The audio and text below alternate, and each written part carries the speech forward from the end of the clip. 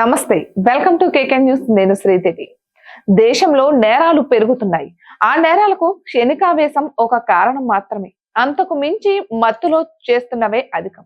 అందుకే అన్ని రాష్ట్ర ప్రభుత్వాలు మత్తు పదార్థాలపై నిషేధం విధించాయి. ముఖ్యంగా గాంజాయి, డ్రగ్స్ పై ఫోకస్ పెట్టాయి. సోదాలు, తనిఖీలు నిర్వహిస్తూ వాటికి అడ్డుకట్ట వేసే ప్రయత్నం చేశాయి. ఇక ఏపీలో కూడా గాంజాయి, మత్తు పదార్థాల రవాణా జోరుగా సాగుతోంది. మిగతా ప్రాంతాల్లో గాంజాయి పట్టుపడితే దాని మూలాలు ఏపీలో తేలుతున్నాయి. అందుకే ఏపీ ప్రభుత్వం ఫుల్ ఫోకస్ పెట్టింది. డ్రగ్స్ నియంత్రణకు మరో కీలక అడుగు వేసింది. Elite anti narcotics group for law enforcements ను అందుబాటులోకి తెచ్చింది. గాంజాయి, డ్రగ్స్ ను ఉక్కుపాదంతో నియంత్రించేందుకు ఈగల్ దోహదపడనుంది. అమరావతిలో ఈగల్ కేంద్ర కార్యాలయం, జిల్లాలో యూనిట్ కార్యాలయాలను ఏర్పాటు చేయనున్నారు. ఇక ఇందుకోసం ఉత్తర్వులు కూడా జారీ చేశారు.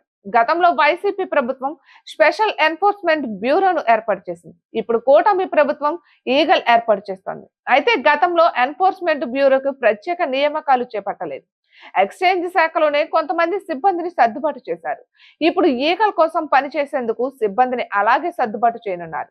అమరావతిలో నార్కోటిక్ పోలీస్ స్టేషన్, మిగతా 26 జిల్లాల్లో డిస్ట్రిక్ట్ నార్కోటిక్ సెల్స్ ఏర్పాటు చేస్తూ హోంశాఖ ముఖ్య కార్యదర్శి కుమార్ విశ్వజిత్ ఉత్తర్వులు జారీ చేశారు. అయితే ఈకల్లో పనిచేసే యూనిఫామ్ సర్వీస్ ఉద్యోగులకు 30% అలవెన్సెస్ ఇవ్వనున్నారు. ఇక అదే సమయంలో గాంజాయి, డ్రగ్స్ కేసుల విచారణకు విశాఖపట్నం, గుంటూరు, రాజమండ్రి, తిరుపతి, విజయవాడలో ఫాస్ట్ ట్రాక్ కోర్టులు ఏర్పాటు చేయనున్నారు. ఇక ఈగల్ ఫోర్స్ కు అదనపు డీజీ లేదా ఐజీ స్థాయి అధికారి పర్యవేక్షిస్తారు. మొత్తం 459 మంది సిబ్బందిని నియమించారు.